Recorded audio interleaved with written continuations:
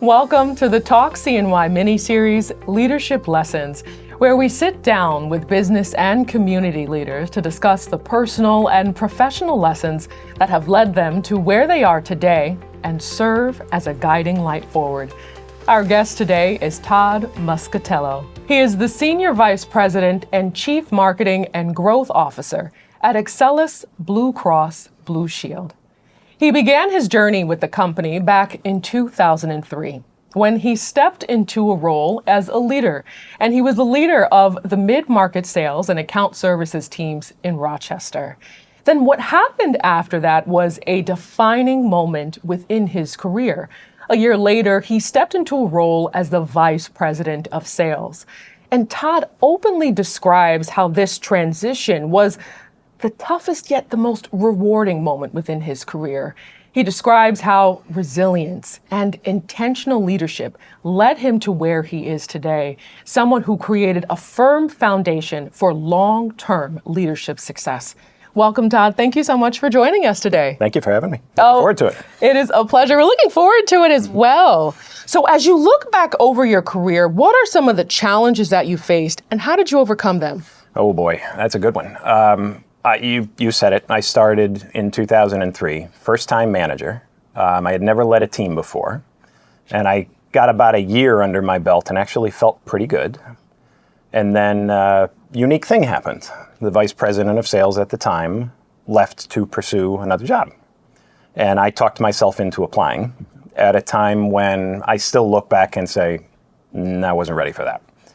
Amazingly, I got the job and spent the next 3 years-ish having a really, really hard time. The word I used to describe it a lot is it was like quicksand. It wasn't until 2007 that I got my first professional mentor and started to spend some time actually working with somebody on a growth and development plan. Prior to that, I didn't even know what that was. And one of the things that he talked me into doing was doing a feedback survey. And I did something unique. I didn't just send it out to all of my peers and the usual names. I sent it to everybody who worked for me at the time and said, I stood up in front of them at an all-staff meeting and I said, I don't care if you don't know me at all or if you've worked with me every day for the last couple of years, I need you to tell me what you think. And it was a 5-question survey that asked really, really open-ended, really good questions. And about 80% of them replied to me. That feedback survey to this day was the defining time of my career. The feedback I got gave me 2 things. The first one was a realization, that there were a lot of people pulling for me. Like I was actually doing a lot of things really well. I didn't feel it, I didn't see it, wasn't confident in it at all, but it was there. And the folks who responded were either telling me they already saw it or they believed in it. And there was a small percentage of them that were saying, yeah, you got a lot of work to do. And I went in this multiple year period of time where I very intentionally, which is one of my favorite words, committed to my development plan. And I went on a multi-year journey of, I can do this. I've got the confidence now. I know I can do this. Built my foundation up. That is the story of my entire career, is that 2-3 year window where I was really down and kind of built myself back up with a lot of help from a lot of people who gave me really good feedback. Wow, it's really beautiful how you were really intentional about all of that and you were open to growing. Yep. So how did resilience, and you kind of mentioned it as well, intentional leadership, how did that really propel you forward? Yep. There's 3 words that I've latched onto over the years. The first one is relationships. Really good leader builds really good relationships. Like you work on them when you don't need something from the other person. A really good leader doesn't need an org chart. You lead by being able to influence people to accomplish a common goal. And the third ties back to them both. You have to be real intentional with both of them. If you don't own your own development plan, if you don't commit to doing it yourself, like putting your time in, committing your energy, understanding you are accountable for your own growth, your own development, the people who figure that out, those are the great ones. Those are the ones that spend time on relationships and actually build them. Those are the people who spend time on the skill of influence and actually develop it. Took me a long time to get there, but once I figured that out and was really intentional about it, my career turned around. So then as you worked on your development plan, what would you say are some of the biggest leadership lessons then as you worked on yourself and your leadership? Yeah, a long-term growth plan, a long-term development plan is a series of sprints, turns into a marathon. So in 2007, I started something that I still do to this day. All of these years later, I still use the same PowerPoint document that I did back in 2007. Really? That is my development plan. And it's got 4 things in it. 1, a specific relationship, like a name of someone who I know either I or my team or the person is counting on me to have a better relationship with. An acumen thing, like something in my business I just want to be able to speak to better as a leader to support my team. Mm-hmm. One goal that is, I'm going to get better at my job today. And then I always refer to it as it's a selfish one. It's okay. One that I want to get better for where I want to go in my career. And I refresh it every 6 months. Oh, that's beautiful. I've been doing it since 2007. That was going to be my follow-up. Mm-hmm. How often do you do that? Yep. And I started that PowerPoint. I know it sounds terrible. I'm still using a PowerPoint. But since 2007, I haven't stopped. No, I like that. I've heard a lot of leaders also talk about kind of having their dashboard, something that they go back to and look at. And that's mine. Oh, that's great. Mm-hmm. When you look throughout your life, whether it's personal or professional, who would you say, or what would you say, has made the most indelible mark on your life? You have to be very open to being influenced from everybody. And if you, it doesn't mean you have to adopt everything. You just have to be willing to learn even the ways you don't want to be as a leader. To answer your question, though, it's my dad, my father. My dad was a mid-level manager at a newspaper in Albany for 37 years. The greatest memory I have of my dad is this indelible thing that he had within him, that the greatest professional gift in the world was people working for you. Like he felt so honored that there were people who actually looked at him as the boss. And he always referred to it as they're looking for me to help them put food on the table. He said that all the time, like so much so when you're a teenager, you roll your eyes. That was me with my dad. Mm-hmm. But my brother, my 2 sisters, we all heard that countless times. He loved the honor of leading people. And my dad's been gone 15 years. I still have that in the back of my head all the time, how no matter how stressful it gets, and it does, no matter how challenging it gets, the difficulties of leading a team, I still come back to that little voice of my dad saying, remember, pretty lucky. You got people who are counting on you to lead them, and I'll never forget that. That's beautiful. Best lesson. Mm-hmm. As I was doing my research for today's interview, I noticed that there was once in the past an employee of yours who ended up going to the hospital, and you showed up at the hospital. Oh, boy. Just to make sure that he was okay. I do remember that. Yep, I do remember that. That's amazing. Mm-hmm. So what type of legacy would you like to leave as a leader? I work for a guy now a couple of people now, who I admire greatly. And one of them said something to me a while back. I'm not really worried about my legacy. And he was conveying to me, just trying to do the best job I can. And that's enough. And this was a small, passing comment. It wasn't even like some brilliant thing. I'll remember that for a long time.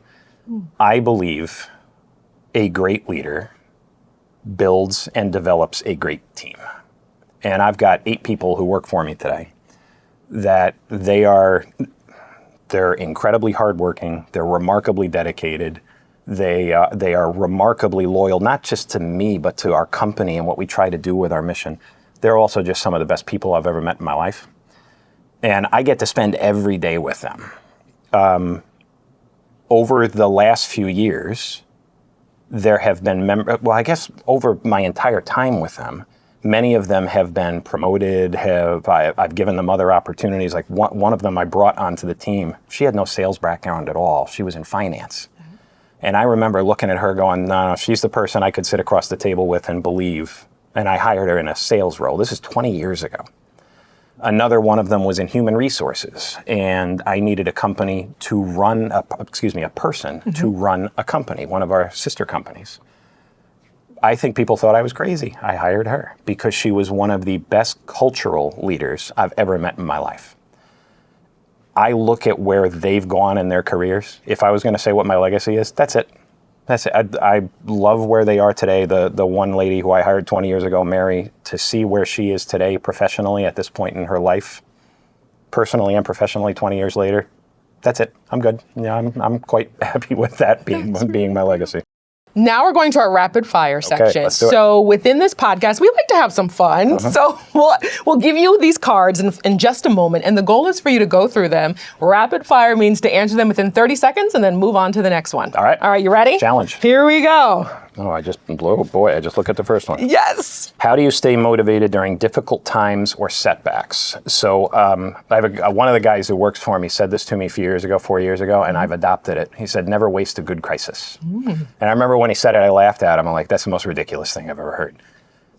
A challenge, a crisis, a complication, a roadblock, a barrier, no better opportunity. You want to be a great leader? You got to lead when it's hard. Most people can lead when it's easy. Having a mindset that says, this is my opportunity, that's a really cool thing for a leader. Well said. Next? Yes. All right. How was that on 30 seconds? You did great. What aspects of your work bring you the most joy and fulfillment? We just talked about it. It's seeing the people who I get to work with every day, the people who work for me, it's seeing them grow. Their career growth is the greatest fulfillment. How do you continue to grow and refine your skills? It's that PowerPoint that I will keep with me for the rest of my career. I work for the chief operating officer, who's obviously got a pretty big job. And still every 6 months, I still send him the PowerPoint and say, here's what I'm working on 6 months from now. I still do that. It's me. It's how I stay intentional about my development plan. And I'll keep doing that for as long as I possibly can. That's beautiful. What drives you to get up early and lead every day? I am one of those really, really weird people. And I say that with all sincerity. I can't wait to go to work in the morning. I love my job. I love my company. I love my team. I can't wait to get there. I work from home a lot. I don't just turn on a computer just so I can get at it every day. I'm the same weird guy who can't wait to come home at the end of the day. So I look at that as I got it pretty good. Like if you can wake up every morning and like going to work, but you also have a good balance where you can go home at the end of the day and leave it all behind. Married my best friend, have 2 beautiful kids. One's getting ready to go off to college. My dog, every part of my personal life I can't wait to get to at the end of the day. That's beautiful. You found joy within the process of both. I did. I love that. What personal values guide your leadership and decision making? I really believe good leaders are not afraid to make tough decisions. I'm not saying it's fun, but they're willing to do it. And there's something I think everybody, me included, still messes up from time to time, but being very intentional with, I'm going to make a hard call. Somebody's going to get negatively impacted by it, even if it's just work that they want to do that you're saying we're not going to do. Having a heart with it, having some compassion with it usually goes a long way. That's beautiful. How do you stay curious and open to new ideas? There's a really, really brilliant idea. You ready? You just ask. Those 8 people that I get to work with every day, they're smarter than me. So if they were here, they'd all be chuckling because they know they're smarter than me. Aida, who's here today, she's smarter than me. You ask people for their opinion. You'd be amazed how people want to give you their opinion. They want to be a part of a decision. They want to influence what we're doing as a company or as a team. You just have to ask. Early part of my career, I didn't ask. I tried to play Superman. I had the cape on all the time. I got it. And I'm going to convince everybody I'm right. I'm going to convince everybody I know what I'm doing. I'm not going to look like I don't know. I'm not going to look like I need help. That was a lot of the reason for the quicksand.